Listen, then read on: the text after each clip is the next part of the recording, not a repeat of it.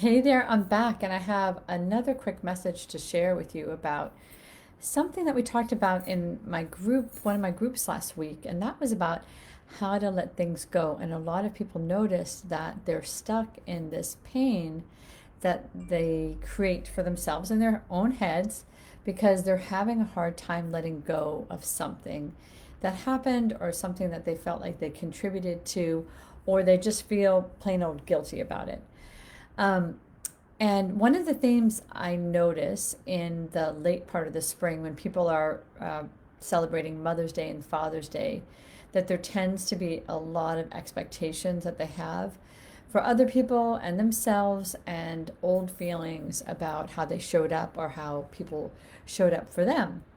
So, anyways, the whole idea that we came up with is about letting go, about how to take some painful situation or some situation that has a grip on you that you can't seem to move past, and to really think about what it is in that story that you're getting something out of. And that doesn't mean a positive, like we in psychology we talk about this as a secondary gain. What is the secondary gain of why you might stay in the situation that you're in? Sometimes the reason why we do is it's not a positive reason, like we feel bad about ourselves, could be one of them. But a lot of folks in my group feel really stuck in a past thing that happened to them, and they can't seem to release it. So I wanted to just give you a few tips of how to let things go.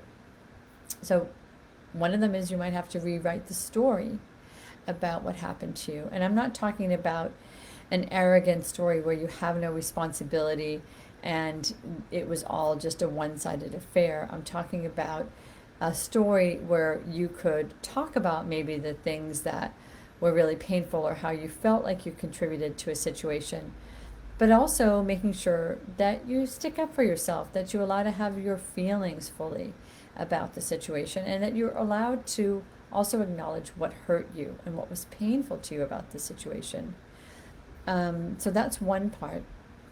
The other part is to notice the secondary gain. Is it something that makes you feel bad about yourself? Is it something that stops you from trusting other people or getting close to other people because that hurt is something that you haven't processed and you're not willing to really look at it and see it for what it is and then go forward in your life? Is it something that's holding you back? So to be really honest about yourself there.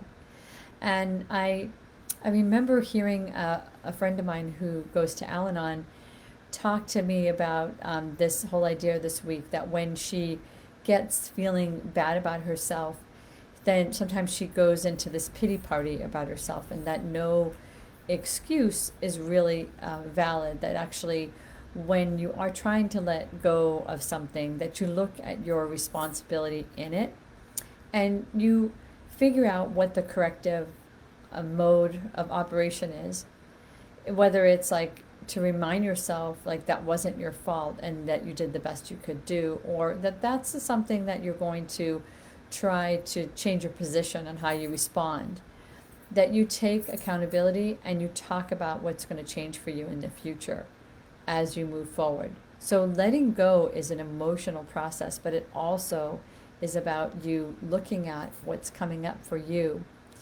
in your feeling state, understanding that so well, and being able to see where you stay stuck in the not letting go and how to really release it. And sometimes it's also about having a mantra that you say to yourself, I've already thought that through and I've come to a conclusion about that, and remind yourself about what the conclusion is for yourself so that you can move forward in your life. There's nothing worse than staying stuck in an old feeling that haunts you, that stops you from being fully present and alive and happy in your life. There's nothing worse than that. And I remember one thing I'll leave you with is I remember this really endearing interview that I saw this past week of these kids, elementary school kids, interviewing a 101-year-old person. And the one of the kids innocently asked, like, So why have you lived so long? is a is one of those naively great questions that kids can ask. And the woman said, and she really did not look like 101 or act like, she acted like she was like in her 80s. She said, because I've really stayed happy and engaged in my life, and that I really took responsibility for my own happiness. And that she stated a bunch of things that she did and she had in her life that made her really happy. And so I think about letting go in those terms too, is to really take responsibility for your own happiness and your own forward motion and your own quality of your life that you want to have for you. And I think that's the biggest gift you could give yourself in terms of repairing and recovering from pain that's been in your life. Okay, so that's a little more of a thought for you today on Wednesday, and I'll look forward to talking to you again real soon. Bye for now.